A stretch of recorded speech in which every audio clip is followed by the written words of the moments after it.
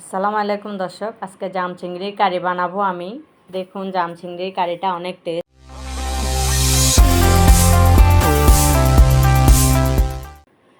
এর মধ্যে আমার যা যা উপকরণ লাগবে: গোটা গোটা 4-5টা রসুন, কাঁচামরিচ, ধনেপাতা, পেঁয়াজ, রিং রিং পেঁয়াজ, একটু পেঁয়াজ বেরেস্তা হবে, আগে থেকে ভেজে রাখবো। এর মধ্যেই আমি সবগুলা দিব এই তেলের মধ্যে।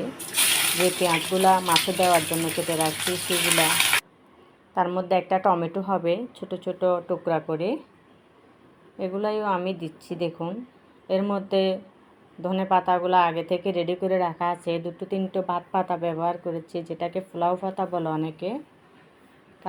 কালো জাম আর চিংড়ির কারি ইনশাল্লাহ আপনাদের ভালো লাগবে।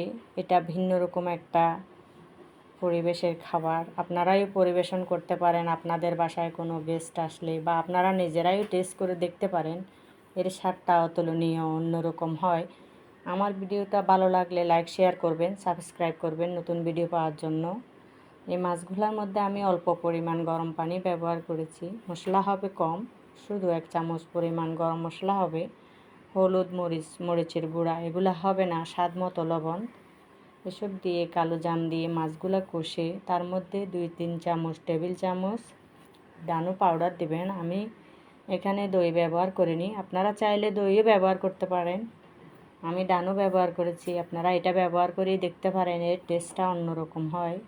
কয়েকটা কাঁচামরিচ হবে, যেহেতু এটা কারির মধ্যে আমি গুঁড়ো মরিচ ব্যবহার করিনি, কাঁচামরিচ ব্যবহার করেছি। আপনারাও চাইলে কাঁচামরিচ ব্যবহার করতে পারেন বেশি করে। এর মধ্যে বেরেস্তাটা দিয়ে দিব এখন। এটা হয়ে গেছে অনেকটাই। আপনাদেরও এই খাবারটা অন্যরকম লাগবে, আপনারা বাসায় অবশ্যই বানিয়ে খেয়ে দেখবেন।